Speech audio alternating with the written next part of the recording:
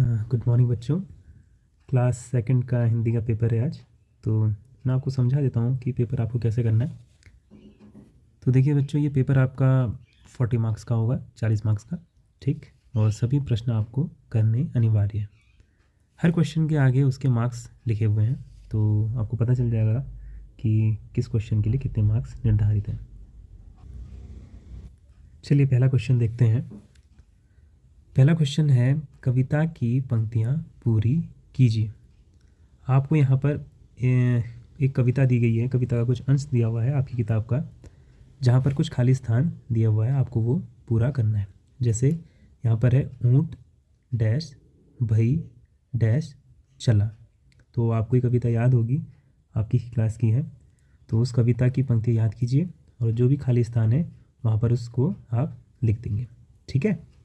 ऐसे ये पूरा आप यहाँ तक कर लेंगे। अगला प्रश्न है, प्रश्न संख्या 2। नीचे लिखे शब्दों का वाक्यों में इस्तेमाल कीजिए। आपको यहाँ पे 4 शब्द दिए हुए हैं। आपको इन चारों शब्दों को इस्तेमाल करके अलग अलग वाक्य बनाने हैं। जैसे पहला शब्द है सूझा, तो सूझा शब्द से आपको कोई एक वाक्य बनाना है और यहाँ पर लिख देना है, ठीक है। ऐसे ही दूसरा है धीरे से, तीसरा है सचमुच, चौथा है बहाना। तो आप सबसे एक एक वाक्य बना करके उसके आगे लिख देंगे, ठीक। चलिए अगला प्रश्न है, प्रश्न संख्या 3। ताजमहल शब्द में 6 शब्द छिपे हैं। ताज महल, जम, हल, ताल, मल।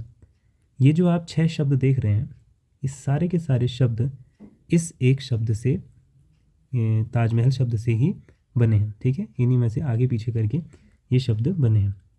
अब आपको क्या करना है, नीचे लिखे शब्द में से आप भी इसी तरह 8 शब्द ढूंढकर लिखिए। अब आपको नीचे एक शब्द दिया हुआ है, कमल ककड़ी, कमल ककड़ी। आपको इस शब्द से 8 शब्द और बनाने हैं, ठीक है। जैसे ताजमहल से ये 6 शब्द बने थे, वैसे ही आपको इस शब्द से ऐसे ही 8 शब्द बनाने हैं, ठीक है। ओके, अगला प्रश्न देखिए, प्रश्न संख्या 4। किन किन चीज़ों में नोक होती है, किन्हीं 4 चीज़ों के नाम लिखिए।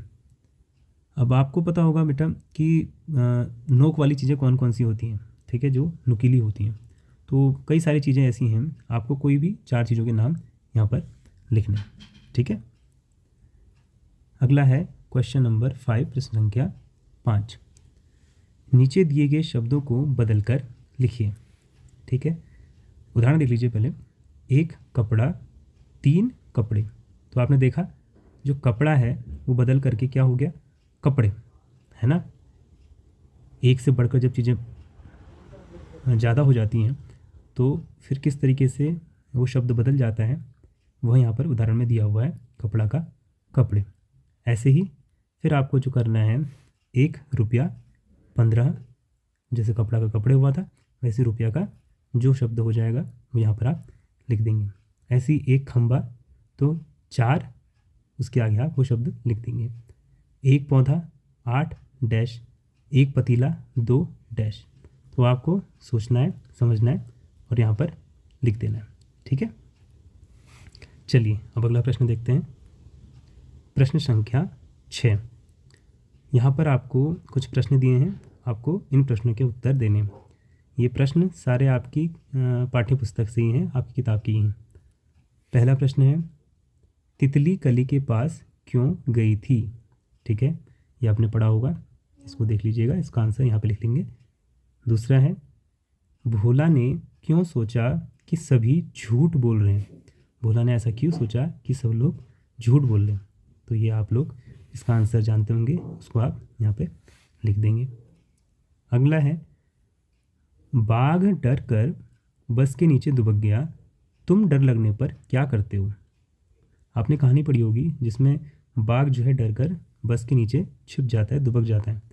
तो अब आपको बताना है कि आपको अगर जब डर लगता है तो आप क्या करते हो, ठीक है, उसको आप यहाँ पर लिख देंगे। फिर अगला है, अगर पेड़ पौधे ना हों तो क्या होगा, ठीक है। अगर हमारे पास, हमारे आसपास पेड़ पौधे नहीं होंगे तो क्या होगा? इसका आंसर आप यहाँ पर अपने मन से सोचकर लिख सकते हैं। ठीक है, अब अगला प्रश्न देखिए, पहचान कर लिखिए। इसका उदाहरण देख लीजिए आप। मैं काली हूँ, मीठा गाना गाती हूँ। तो ऐसा कौन सा पक्षी है या जानवर है जो मीठा गाना गाता है या गाती है और उसका रंग काला होता है? तो आप सोचेंगे और इसके आगे इसका उत्तर लिख देंगे। ठीक है, ऐसे ही दूसरा देखिए, मैं हरा हूँ, लाल मेरी चोंच है, हरी मिर्च खाता हूँ। तो ये क्या होगा? कोई पक्षी होगा? कौन सा पक्षी होगा? या कोई जानवर होगा? तो कौन सा जानवर होगा ये आप यहाँ पर लिख देंगे। अगला देखिए, सूप जैसे कान हैं, मोटे मोटे पाँव हैं, लंबे लंबे दांत हैं। तो ऐसा कौन सा जानवर होता है या कौन सा पक्षी होता है? सूप जैसे कान, मोटे मोटे पाँव और लंबे लंबे दांत। तो ये आप यहाँ पर सोचकर लिख देंगे। अगला है, घरों में आता हूँ, सारी चीज़ें कुतर जाता हूँ। तो ऐसा कौन है जो घर में आता है और सारी चीज़ें कुतर जाता है? ठीक है, आपको पता होगा, यहाँ पर उसका आंसर आप लिख देंगे। फिर देखिए अगला प्रश्न संख्या 8, सुंदर लेख में पुनः लिखिए। यहाँ पर आपकी ही किताब की एक कविता है, उसका कुछ अंश यहाँ पर मैंने लिखा हुआ है, प्रश्न में दिया हुआ है। आपको इसको दोबारा से अपनी कॉपी में सुलेख में लिखना है। ठीक है, ये आपका 4 नंबर का क्वेश्चन है। अगला देखिए और अंतिम क्वेश्चन है प्रश्न संख्या 9, अपना परिचय लिखिए, अपने विषय में कुछ वाक्य लिखने हैं।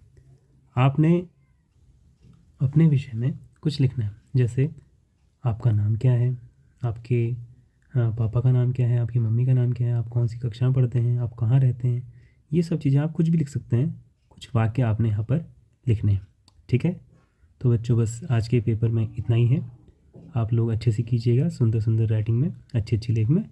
ठीक है, ऑल द बेस्ट।